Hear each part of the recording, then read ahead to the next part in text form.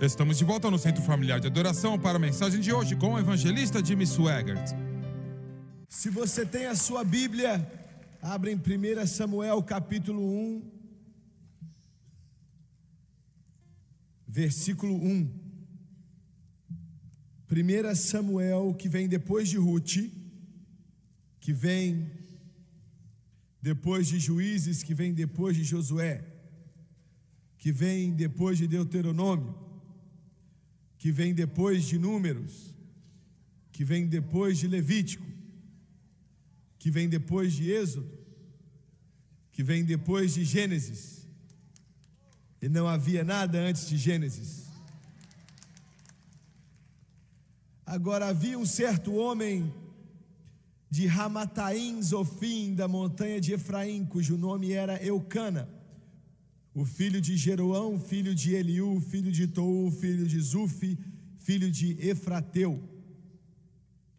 E esse tinha duas mulheres. Primeiro o erro está aí já.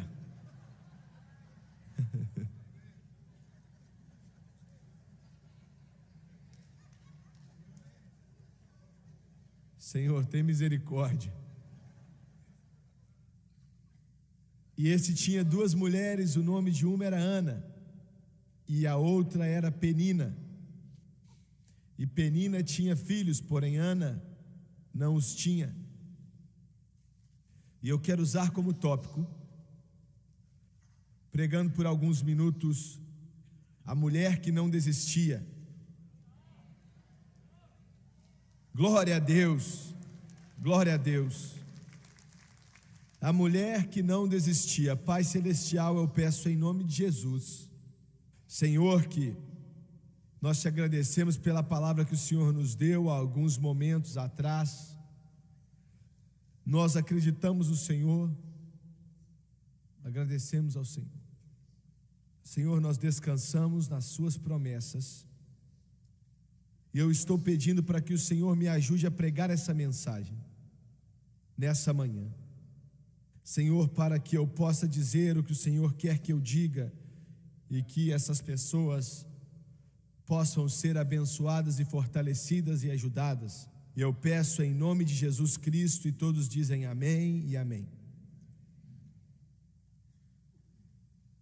Esse é um dos poucos feriados na nação que tem um significado muito grande, um significado muito valioso.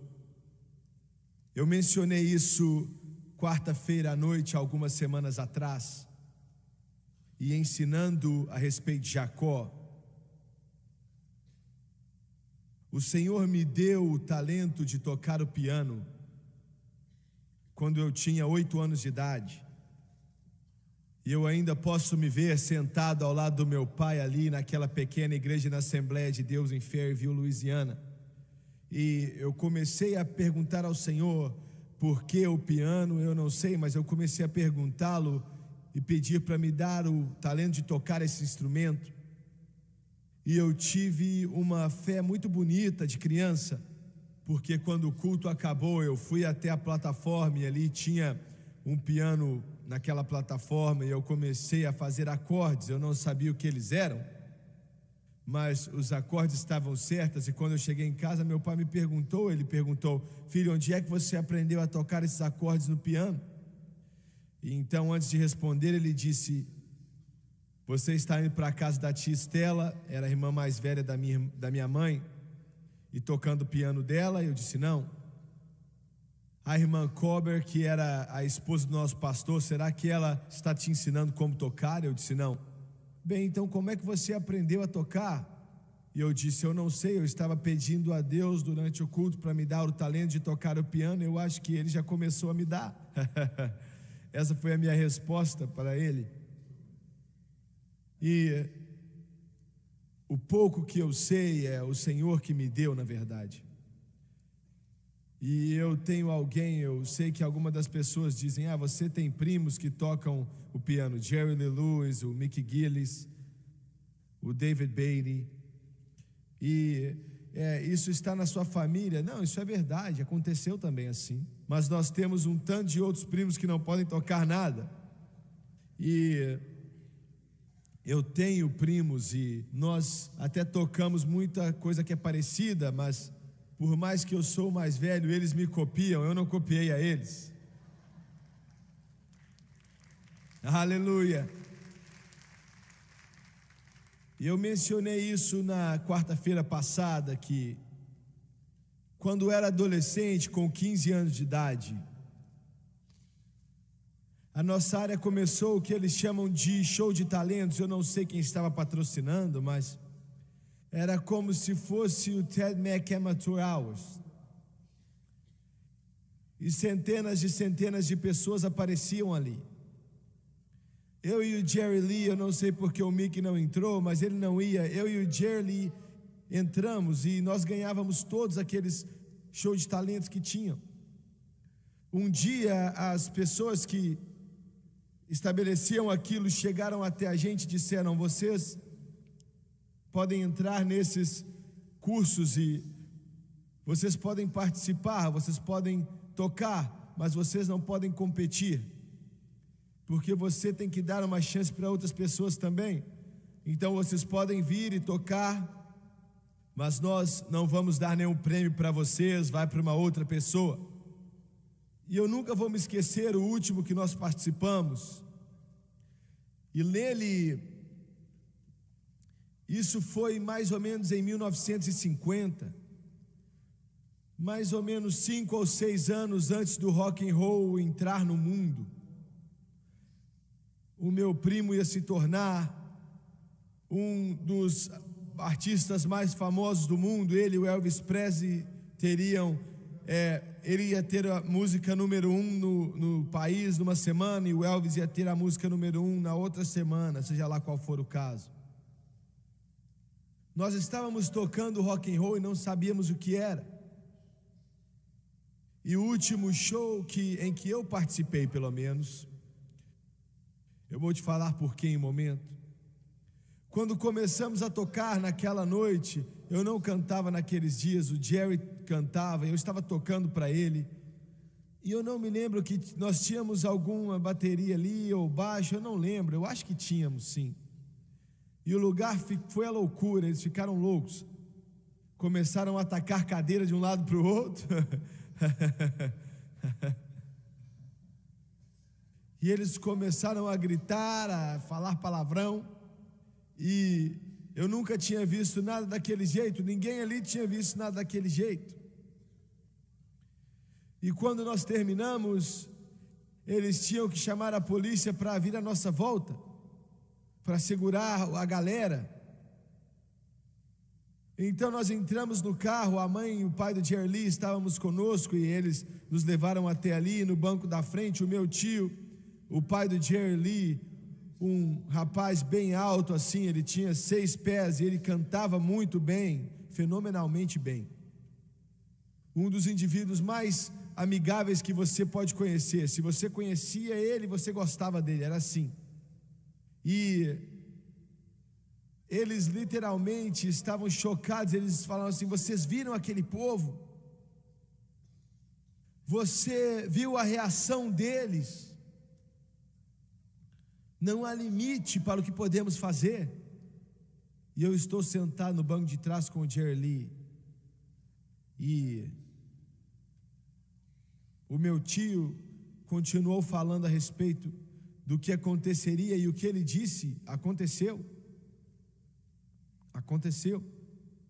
Não aquela época, mas 5, 6 anos depois.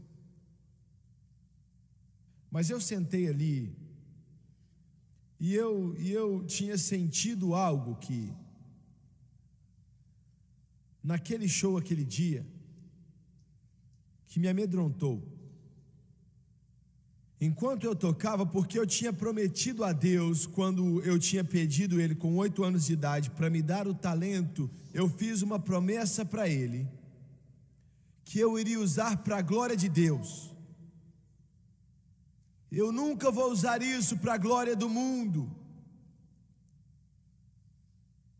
E mesmo que eu não sabia o que era o pecado, eu tinha com 8 anos de idade, eu disse: Senhor, eu nunca vou tocar em uma boate. Eu só sabia disso a respeito daquele mundo, era só aquele nome. Mas eu senti algo que veio sobre mim e me deixou com medo. Eu sabia que tinha um poder naquilo que era fenomenal, era forte, mas não era para o bem. Eu não disse nada naquela noite. Eu estava pensando ali, mas eu quero te dizer o porquê, e eu nunca voltei ali, nunca toquei em outro. Mas toda noite, quando meu pai e a minha mãe, eu era um adolescente e me desviando, eu não estava vivendo para Deus como eu devia viver, me desviando. Minha mãe vinha até o meu quarto quando eles chegavam ali, eles estavam fazendo cultos quase toda noite em algum lugar. E um pouco depois, eu e o Jerry Lee íamos tocar para minha mãe e para o meu pai. Então, o pessoal juntava ali naquela tenda, as pessoas ficavam de pé do lado de fora. E naqueles dias, ele ainda pode, mas Jerry Lee podia cantar bem. Ele tinha uma voz que era absolutamente fenomenal, de qualquer maneira. A minha mãe vinha até o meu quarto e ela pensava que eu estava dormindo, mas eu não estava. E ela vinha e me dava um beijo. E ela dizia toda vez: Senhor, o diabo não pode ter ele. Ele pertence ao Senhor. E eu quero te dizer que essas palavras, quando você repete noite após noite, semana após semana, elas têm um poder que é muito maior do que os poderes das trevas.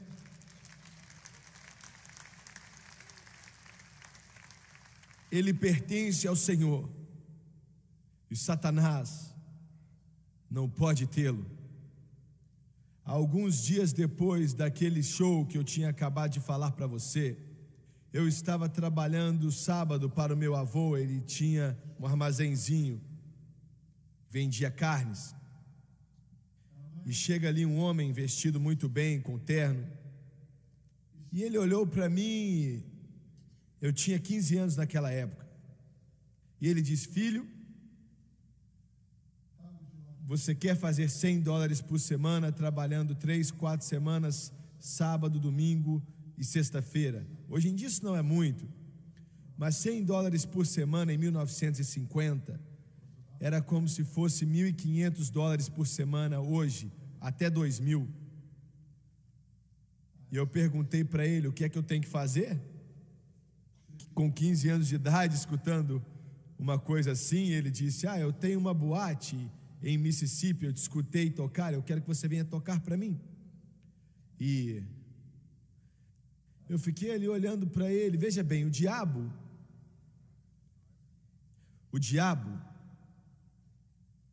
ele faz com que, através do seu poder, que eu senti naquela sexta à noite, naquele auditório, e agora ele vem em cima de mim com uma oferta que era, eu estava fazendo $4 todo sábado que eu trabalhava, $4, imagina, agora $100.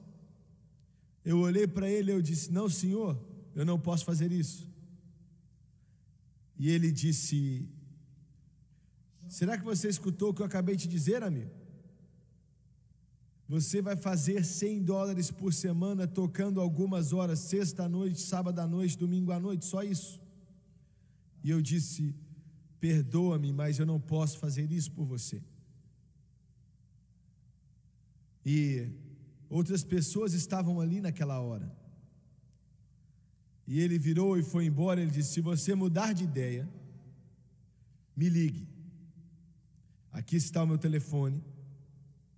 Bem, isso foi há quase 70 anos atrás, e eu ainda não mudei de ideia.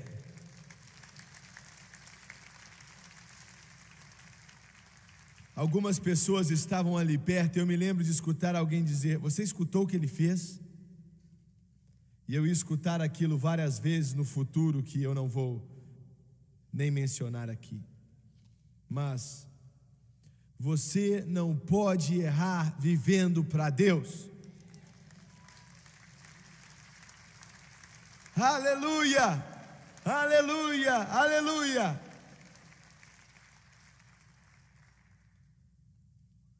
Quando nós entramos no trabalho evangelístico, eu digo, foi difícil. Nós fomos a muitas igrejas e ganhávamos $50 ou até menos por semana.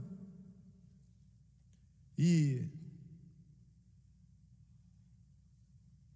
eu disse algo para a Franz um dia. Eu disse, eu estou pensando em gravar um disco. A maioria de vocês não vai lembrar, mas isso é aquele grande disco preto, redondão assim, parece um prato gigante.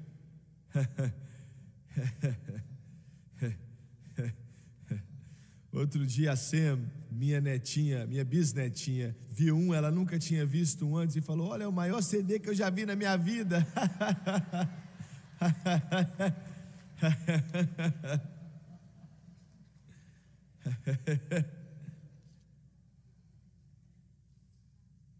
Bem, e a Francis disse,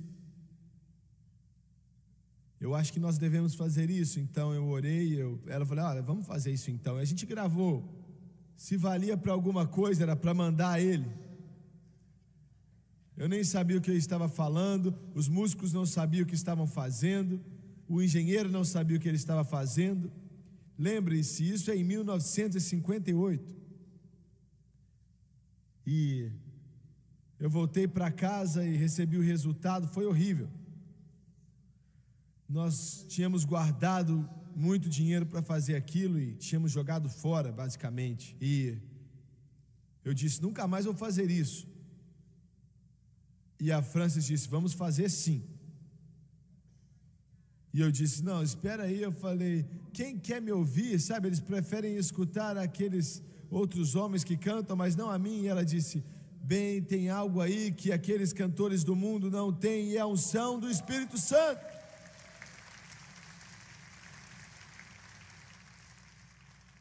Sim, você vai gravar outro CD. E eu falei, de onde é que vai vir o dinheiro? Nós não temos. E ela disse, eu não sei, mas nós vamos gravar. Quando Deus chama um homem, Ele chama a sua esposa também.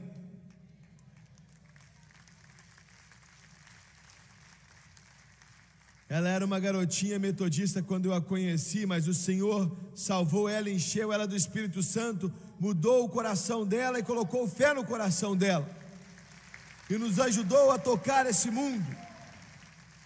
Nós não temos dinheiro. Os estúdios são caros.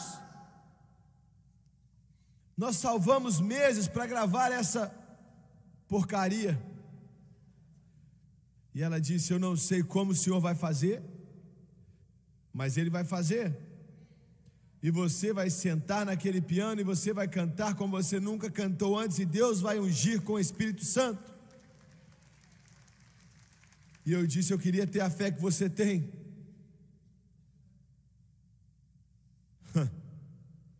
Nós estávamos a caminho de algum lugar. Isso é uma declaração ruim, né? Mas paramos na casa do meu primo, Jerry Lee. E ele disse para mim, sabe, o primeiro dia que chegamos ali, ele disse, quando é que você vai gravar um disco? Eu nunca tinha falado sobre aquilo que eu gravei. Eu disse, bem, eu quero gravar, mas nós não temos dinheiro para gravar, sabe? E ele disse, eu posso tomar conta disso. E ele telefonou. Sam Phillips começou com Elvis Presley, Johnny Cage, Carl Perkins, vários outros, e o Jerry Lee também, mas disse, olha, o meu primo está aqui, ele é um pastor, eu quero que você ceda o estúdio para ele sem cobrar nada. Agora isso não tem um preço melhor do que esse.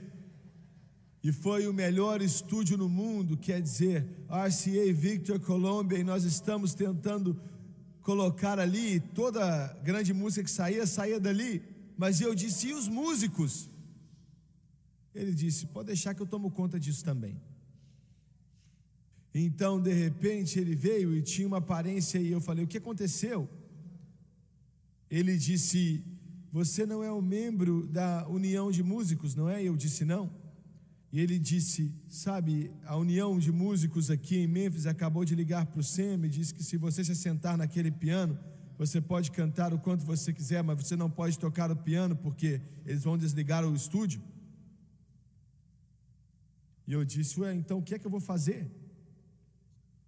Ele disse, eu não sei, eu liguei para todo mundo que eu conheço, mas é assim que as coisas são. Mas ele tinha um hóspede ali na casa dele, que era dono de um cassino em Las Vegas. Ele chegou para ele e perguntou, ele amava música evangélica, e ele perguntou, o que é que está acontecendo aqui? E o Jerry Lee disse assim, bem, o Jimmy ia gravar um disco, mas o Sam ia ceder o estúdio também, mas tinha tudo arrumado, mas a União de Músicos não permite que ele toque o piano porque ele não é um membro da União. E ele disse, esse que é o seu problema? E eu disse, sim. Aí ele disse, me dá 5 minutos aí. O sobrenome dele era um sobrenome italiano, eu não vou te falar qual era o sobrenome dele, um sobrenome italiano, e dá para você entender o que estava acontecendo. Ele foi até o quarto e saiu e disse assim, olha, o estúdio é seu, não vai te custar nada. E eu disse, como é que você fez isso? Ele disse, eu fiz uma oferta para ele que ele não pôde negar. Alguém tem que glorificar nesse lugar. Alguém tem que levantar as mãos e dizer, eu acredito no Senhor. Glória a Deus. Você quer dizer então que você usa isso você pode usar isso? Claro! Eu uso qualquer coisa que Deus me dá.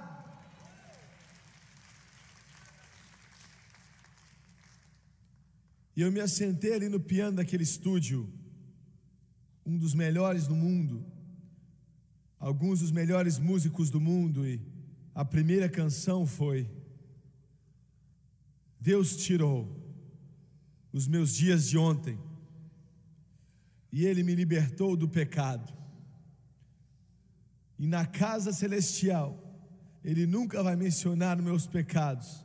Em uma terra distante Ele vai sempre estar. E o rio que se chama esquecimento foi aonde Deus tirou os meus dias de ontem.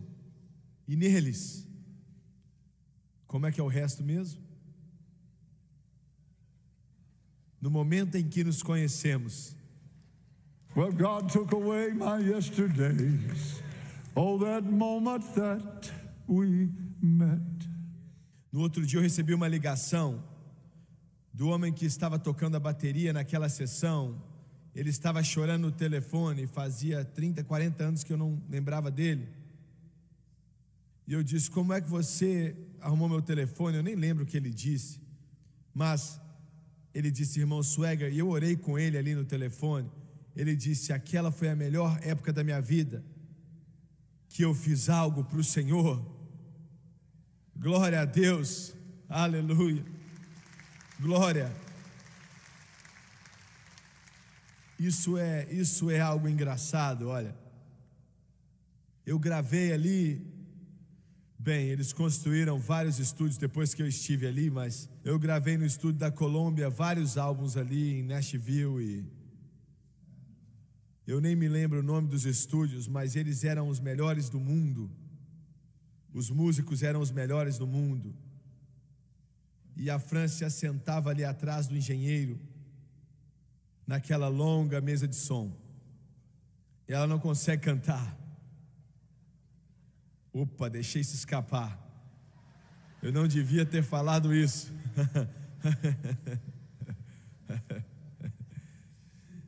Ela se assentava atrás daquele engenheiro, e eles até chegaram a conhecer ela, e ela dizia o seguinte: levanta isso aqui, olha, hoje em dia você pode mudar tudo, mas naquela época não podiam mudar nada, eles tinham que estabelecer da maneira que era e pronto.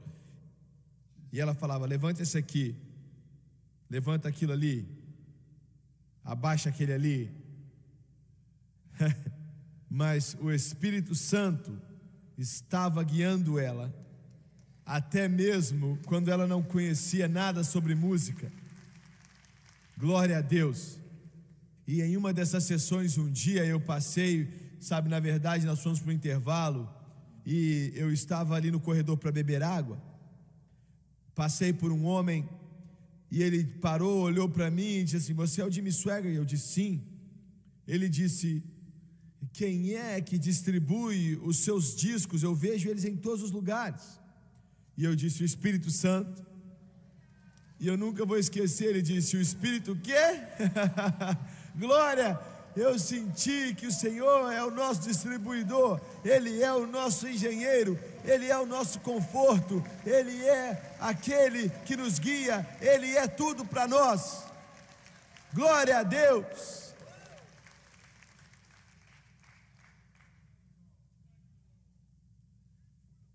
Israel estava em um estado espiritual horrível. E o Espírito Santo escolheu um exemplo que deveria nos encorajar. Um homem que o nome era Eucana. Ele tinha duas esposas, Penina e Ana. Ana era estéril, ela não podia ter filhos, e naqueles dias era uma desgraça para uma mulher não poder dar à luz a filhos, um bebê. Nós não achamos que é nada demais hoje em dia, mas naquela época era uma desgraça.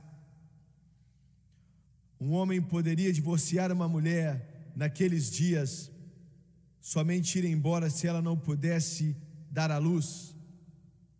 Mas a Bíblia diz: embora o Senhor lhe tivesse cerrado a madre. E eu quero que você pense nisso. O Senhor tinha cerrado a madre, ela chorava, ela soluçava diante de Deus. A outra esposa de Eucana, Penina, zombava de Ana, ria dela, disse para ela: Deus não está com você, porque ela tinha outros filhos e filhas, Penina tinha, e você é amaldiçoada, porque você não pode conceber. E ela zombava ela, e até que o coração dessa mulher se partiu. Deixa eu te dizer uma coisa: se Penina soubesse que milhares de milhões de pessoas nos séculos iam ler a respeito das suas atitudes e sobre o coração duro que ela tinha, e como ela quebrou o coração de Ana e insultava ela vez após vez, pode ser que ela ia pensar um pouco mais. E me escute: aquilo que você medir vai ser usado para medir você também. E Penina não sabia, mas ela estava falando com a mulher que seria a mãe de um dos maiores profetas que já existiu. Tome cuidado. O que você diz a respeito de outras pessoas, o que parece ser na superfície, pode não ser o que realmente acontece na verdade.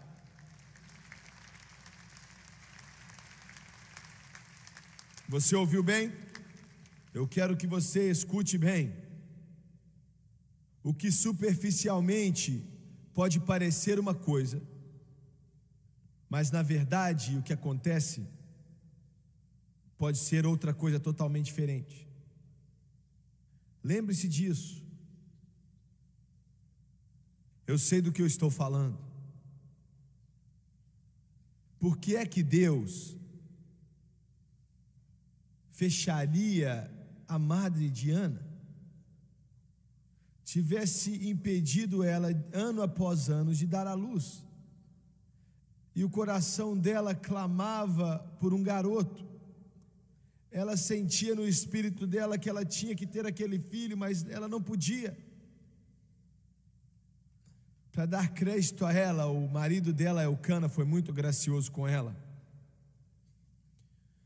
Não permita que essa mulher, Penina, machuque a você, porque o meu amor por você não ficou mais fraco. Ele estava falando a verdade. Por que é que Deus faria isso? Veja bem, Deus nem sempre faz as coisas como nós queremos que Ele deve fazê-las.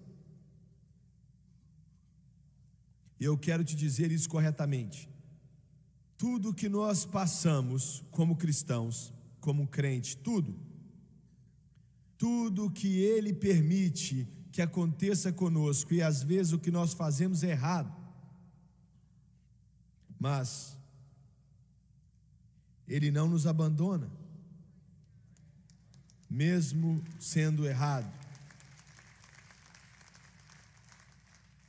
No domingo de manhã eu preguei a respeito das duas palavras, lembre-se de mim. Eu cantei a respeito disso há um momento atrás. Aquele ladrão morrendo ao lado do Senhor era um assassino, ele era um assaltante, um ladrão. E de alguma forma, em meio àquela agonia, ele primeiro tinha blasfemado Cristo, assim como o outro ladrão, xingou Cristo, mas algo aconteceu no coração dele. Mas alguém pode dizer: eu não acredito nesse arrependimento no lei de morte. Eu acredito em qualquer tipo de arrependimento que existe. Ele diz: Senhor, lembre-se de mim quando entrares no teu reino. Ele sabia com quem ele estava falando, mas na verdade ele não sabia com quem ele estava falando. E nesse dia Jesus disse: você estará comigo no paraíso hoje ainda. Glória a Deus. Deus, mesmo quando estamos errados às vezes, por que é que Ele permite que as coisas aconteçam conosco? Ele permite. Algumas vezes é para nos corrigir da nossa parte. Nós precisamos ser corrigidos. Eu não disse punidos. Deus não pune os seus filhos. Ele corrige os seus filhos. Ele não pune os filhos. Agora a igreja vai te punir.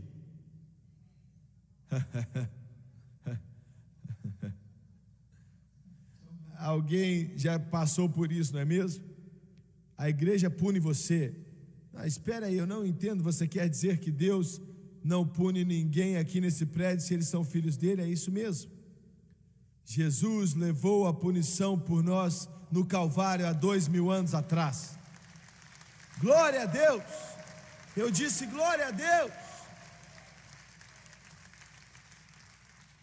Eu estava falando com o pregador há algum tempo, há uns dias atrás, e ele disse: bem, em uma certa denominação eles punem os pregadores se eles fizerem isso e aquilo.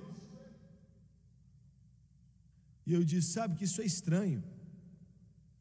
Eles não devem acreditar que Jesus foi punido o suficiente por nós no Calvário, e eles têm que adicionar algo. Então ele olhou para mim, sabe, eu nunca pensei nisso.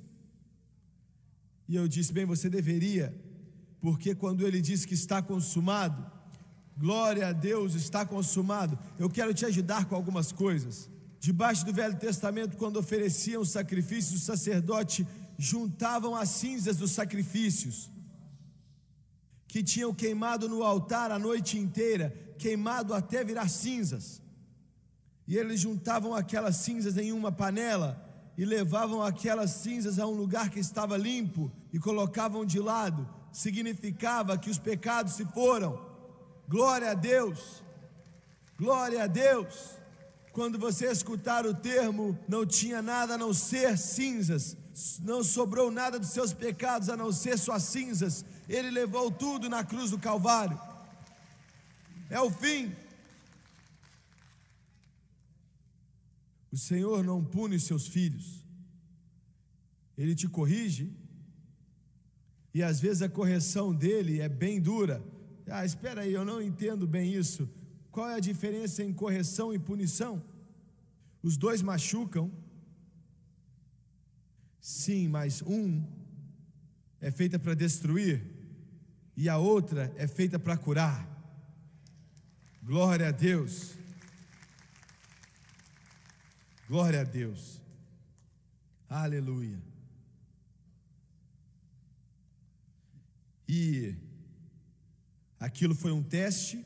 Eu quero repetir o que eu ia dizer há um tempo atrás. Tudo que acontece conosco é um teste de fé.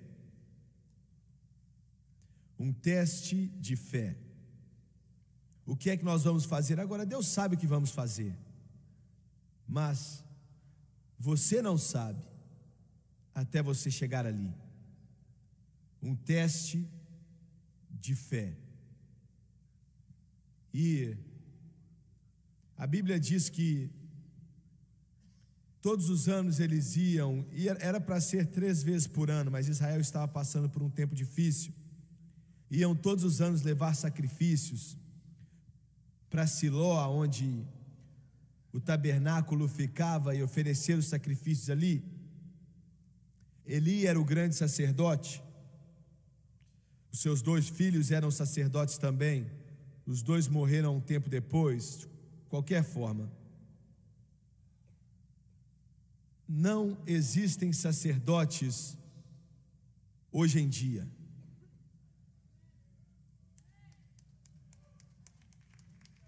A não ser um. Só existe um mediador entre Deus e o homem Cristo Jesus.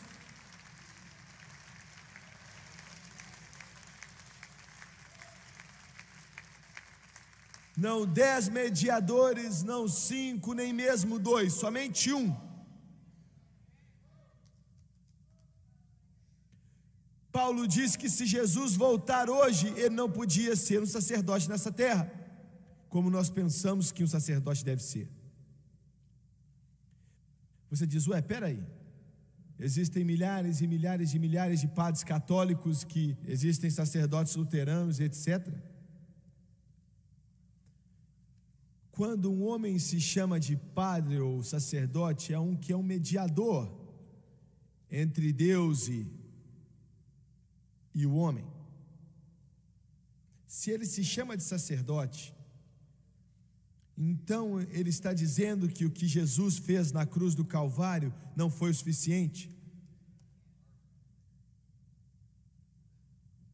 E eu não quero ser mal educado, mas eu tenho que te dizer a verdade. Não existe nada como um sacerdote que Deus reconheça. Não existe nenhum. Existem apóstolos, profetas, evangelistas, pastores e mestres.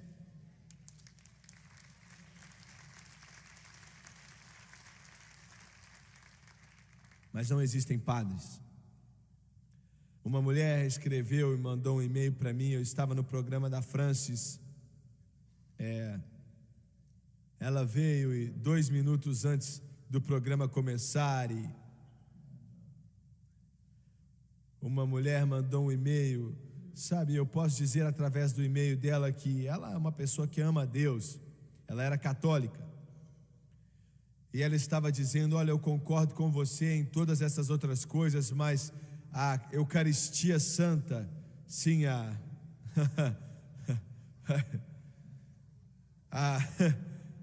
Eucaristia, sabe, a ceia do Senhor para eles é... tenta dizer isso você então. Cala a boca, fica quieto. Meu Deus, não, eu não vou ficar me envolvendo nessas coisas, viu? E ela disse, eu sei que isso é de Deus. Bem, a ceia do Senhor é, mas aquela hóstia não se transforma na carne dele, e esse vinho não se transforma no sangue dele. Escute, isso é feito como um memorial, em memória daquilo que ele fez por nós na cruz do Calvário. Você não é salvo por rituais ou cerimônias ou obras. Somos salvos pela graça através da fé, não pelas obras, para que ninguém se vanglorie. Isso é um dom de Deus. E a Ana, eu tenho 3 minutos. A Ana, ela se coloca de pé diante do tabernáculo. Ela fica ali olhando para o altar de bronze, que era uma tipificação da cruz que viria. Então ela está suplicando a Deus com o coração quebrantado, e os lábios dela estão se movendo, mas você não podia ouvi-la. Ela não emitia som algum. E não é como você ora ou aonde você ora, é o que sai do seu coração. E ela disse: Senhor, eu estou te pedindo, mas ela não disse em voz alta, eu estou te pedindo por um garotinho, e eu vou entregá-lo ao Senhor, por toda a vida dele. E agora eu acredito que essa é a razão pela qual o Senhor testou a Ana. Ele queria esse menino que seria aquele que iria ungir Davi para ser o rei de Israel. Glória a Deus. E que seria um dos maiores profetas que já viveu. Ele queria que ela dissesse: isso é difícil para uma mãe fazer, vou ficar com ele até ele desmamar.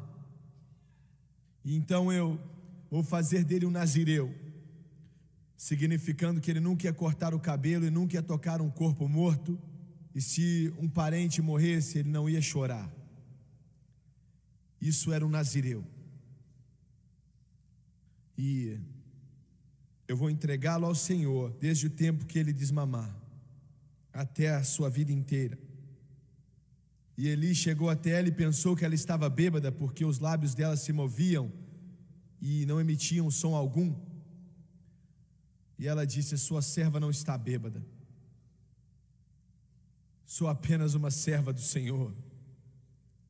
Eu já tenho pedido ele por um garotinho, e eu prometi devolver a ele. E Eli talvez não estivesse onde ele tinha que estar, mas ele disse: o Senhor vai te dar aquilo que você pediu. 9 meses depois, Samuel nasceu. Quando ele tinha, a Bíblia diz, quando ele tinha desmamado, e os bebês desmamavam naquela época bem mais velhos do que eles são hoje em dia. Pode ser que ele tivesse 4 até 5 anos de idade quando ele desmamou. Quer dizer, eu estou sendo educado em criancinhas, mais uma vez. E nós temos uma que só Deus sabe. A Cê me perguntou ontem, eu disse, porque era hora delas irem para casa, e a Abby sentou no sofá e falou: eu não vou sair daqui. E eu disse: é melhor você ir, todos nós vamos embora. Ela disse: eu não vou não, vou ficar bem aqui.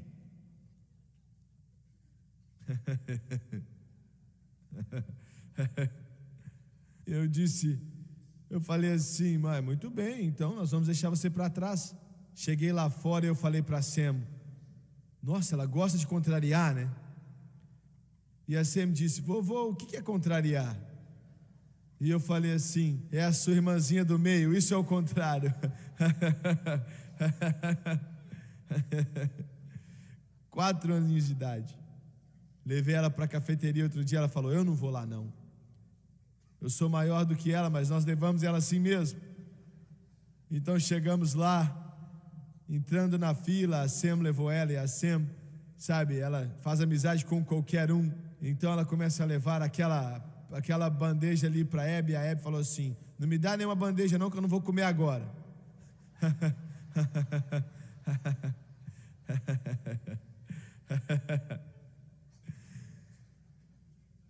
Eu oro para o Gabriel e para a Dil toda noite quando eles estão indo dormir. E ela não quis pegar a bandeja mesmo. E, de qualquer forma, ela trouxe ele de volta. E eu não tenho mais tempo, mas ela entregou ele ao Senhor. E ela escreveu, eu estou tentando pensar, eu não li a respeito disso, mas eu acho que ela escreveu o primeiro poema que foi uma canção, a canção de Ana. Eu acho que é o 2º capítulo, 2 Samuel, acho que é o versículo 5. E ela disse a estéril, deu à luz a 7, ela teve 7 filhos. 7 filhos, 6 fora Samuel, glória a Deus. A estéril deu à luz a 7. Eu quero te dizer uma coisa, se você viver para Deus, se você acreditar nele, não importa a sua situação, você diz, eu sou estéril em 100 maneiras, economicamente, fisicamente, espiritualmente, seja lá como for. Se você acreditar em Deus, a estéril dará luz a 7. A estéril dará luz a 7. Em último lugar, ela é a primeira em toda a história que se referiu ao Messias que viria como aquele que seria ungido. Glória a Deus. Sabe, eu acho que eu posso dizer que é o maior privilégio fora de Maria, de qualquer mulher que já viveu, para ser a primeira que ia se referir a Jesus como ungido. Glória a Deus. Aleluia. Abaixe a sua cabeça, por favor. Obrigado, Jesus. Pai Celestial, nós te amamos hoje, nós adoramos ao Senhor. E Senhor, eu te peço, nessa manhã, para que essa alma preciosa que está nesse lugar, menino ou menina, homem ou mulher, se a vida parece que está machucando a eles muito, e eles se parecem estéril, o que eles querem eles não podem ter, parece que é assim. Outros têm e outros já zombaram deles, mas nessa manhã o Senhor coloca uma semente de fé no coração deles, que é estéril, pode dar a luz para 7, que é o número perfeito de Deus, o número de totalidade, cumprimento e universalidade. Glória a Deus. Eu quero que você se coloque de pé, por favor, todos. Bem, coloca para mim isso. Only believe. Only believe. All things are possible. Only believe. Only believe. Only believe. All things are possible.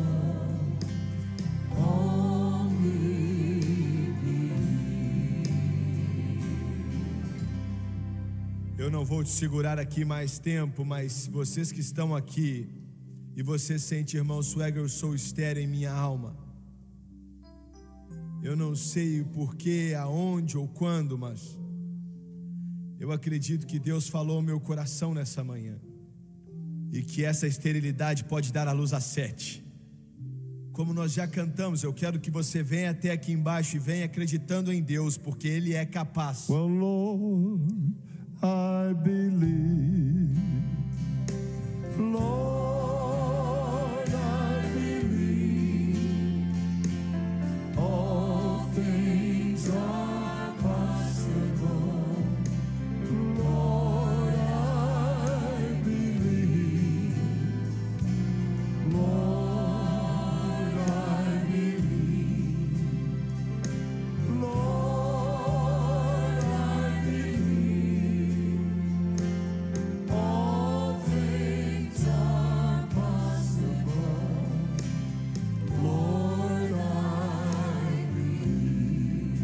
Sing it now. Jesus is here.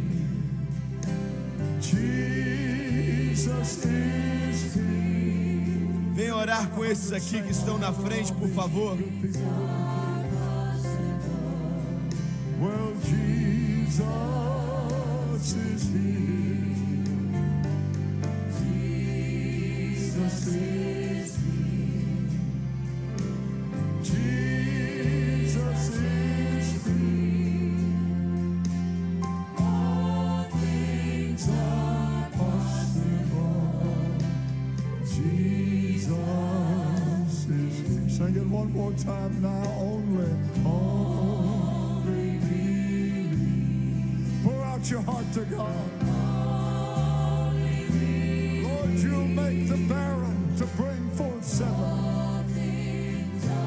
All things are possible. Only believe. Only believe. Only believe. All things are possible. Comece a acreditar nesse momento. Cante outra vez. Vocês que estão aí atrás, levantem suas mãos na direção deles aqui, por favor. É a hora de derramar nosso coração diante de Deus. Se você está assistindo na televisão, escutando na rádio, isso é para você também. Todas as coisas são possíveis. Comece a acreditar. Creia somente.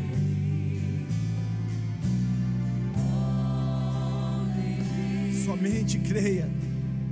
Obrigado, Jesus.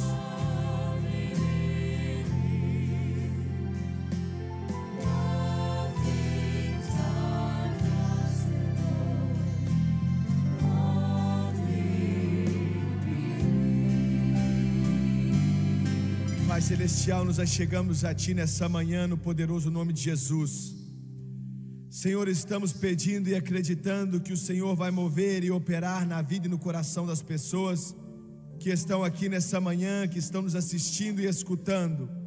Estamos acreditando em Deus por um mover do Espírito Santo, que o seu servo vai dar luz a 7, que a estéril vai dar luz a 7, que o Senhor vai se mover e ministrar nos corações e nas vidas.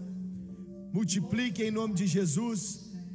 E nesse momento nós acreditamos que a sua palavra é a verdade, e nós pedimos em nome de Jesus. Como cantamos mais uma vez, antes de ir embora, vamos levantar as nossas mãos aos céus agora e começar a declarar em nome de Jesus. Comece a acreditar agora em nome de Jesus. Pai, eu acredito que a estéril vai dar a luz a 7. Eu acredito que a estéril vai dar a luz a 7. Eu acredito que todas as coisas são possíveis. Somente creia. Ele pode te tocar. Ele pode trazer restauração. Ele pode fazer aquilo que você precisa. É hora de, pela fé, tomar o que é seu.